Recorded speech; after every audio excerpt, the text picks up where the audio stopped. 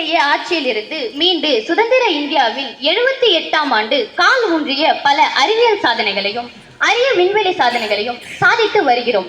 அந்த சாதனை பட்டியலில் 2025ஆம் ஆண்டு விண்வெளியில் நிகழ்த்திய சாதனையை பற்றி இந்த உரையாடலில் காண்போம். இன்று நம் சிறப்பு விருந்தினராக நம்முடன் பங்கேற்றுக் கொள்பவர் இந்திய விண்வெளி ஆய்வு மையத்தின் இஸ்ரோ தலைவர் நாராயணன். வணக்கம் ஐயா. வணக்கம். சந்திராயன், மங்கள்யான், ஆதித்ய L1 திட்டங்களில் சர்வதேச அளவில் இந்தியாவின் பெருமையை உயர்த்தியது நமது இஸ்ரோ. ஜனவரி 29, 2025ஆம் ஆண்டு ஆந்திர மாநிலம் ஸ்ரீஹரிகோட்டாவில் உள்ள சதீஷ் தவான் ஏவுதளத்தில் இருந்து நமது இஸ்ரோ 100வது ராக்கெட்டான GSLV F-15 வீணில் ஏவி சாதனை படைத்திருக்கிறது.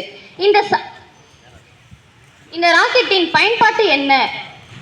இந்த அரிய சாதனை மூலம் நம் அடையும் வளர்ச்சி என்ன ஐயா? அனைவருக்கும் வணக்கம். விண்வெளி துறையில் வல்லரசாக ஆகிறது இந்தியா.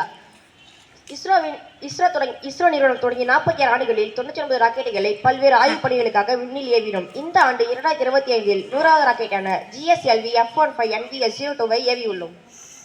இந்த ராக்கெட்டின் பயன்பாட்டும் முக்கியத்துவமும் என்ன, கொஞ்சம் விவரிக்க முடியுமா? தேர்ந்தெடுக்கப்பட்ட தொழில்நுட்பத்துடன் தரை, விண்வெளி, வான்வெளியில் உள்ள தொடர்புகளை துல்லியமாக கண்காணிக்க இந்த செயற்கைக்கோள் பயன்படுகிறது. GPS மொபைல் டிராக்கர் ஒரு செயற்கைக்கோள் வழிகாட்டியாகவும் இது இந்தியாவில் தயாரிக்கப்பட்டது.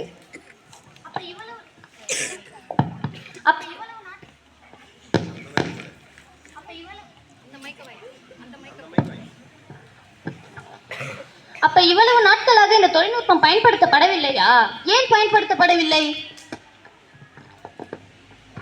இந்த செயற்கைக்கோளின் முக்கிய பங்கு சரியான வழியை காட்டுவது. இந்தியாவை விட்டு 1500 கிலோமீட்டர் தொலைவில் எங்கு சென்றாலும் கூட நீங்கள் எங்கு இருக்கிறீர்கள் என்பதை துல்லியமாக சொல்லிவிடும்.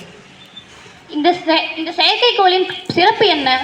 1999ஆம் ஆண்டு கார்கில் போரின் போது GPS தரவுகளை அமெரிக்காவிடம் கேட்டபோது அமெரிக்கா தர மறுத்துவிட்டது. இதை முன்னெடுப்பாக வைத்து இந்தியா சொந்தமான தொழில்நுட்பத்துடன் கூடிய செயற்கைக்கோளை உருவாக்கியது. அந்த வரிசையில் போர், விவசாயம், வாகனங்களை ஓட்டுதல், அவசர சேவைகளை மற்றும் மொபைல் லொகேஷன் போன்றவற்றை இதை பற்றி பங்கு பெரிதும் பேசப்படுகிறது.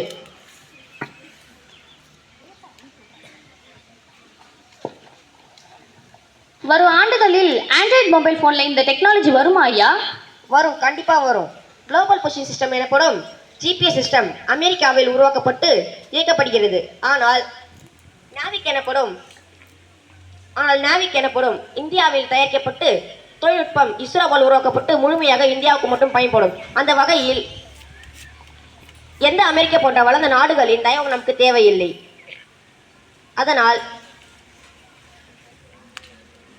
இந்தியாவில் தயாரிக்கப்படுகின்ற அனைத்து மொபைல் போன்களில் இந்த நாவிக் சிக்னல் பொறுத்த திட்டமிடப்பட்டுள்ளது. GPS சிக்னலை விட நாவிக் சிக்னல் மிகவும் துல்லியமானது என்று குறிப்பிடத்தக்கது. இன்னும் வரும் ஆண்டுகளில் எத்தனை ராக்கெட்களை உருவாக்க உள்ளது நம்ம இந்தியா? இந்த 100வது ராக்கெட்டை ஏவ இஸ்ரோவிற்கு 48 ஆண்டுகள் ஆனது. அடுத்த 5 ஆண்டுகளில் இந்தியா 200வது ராக்கெட்டை ஏவ இலக்குகளை கண்டிப்பாக எட்டும். அருமை ஐயா. இன்னும் அரிய பெரிய சாதனைகளை சாதித்து இந்தியா வல்லரசாக்க எங்களது மனமார்ந்த வாழ்த்துக்கள். நன்றி.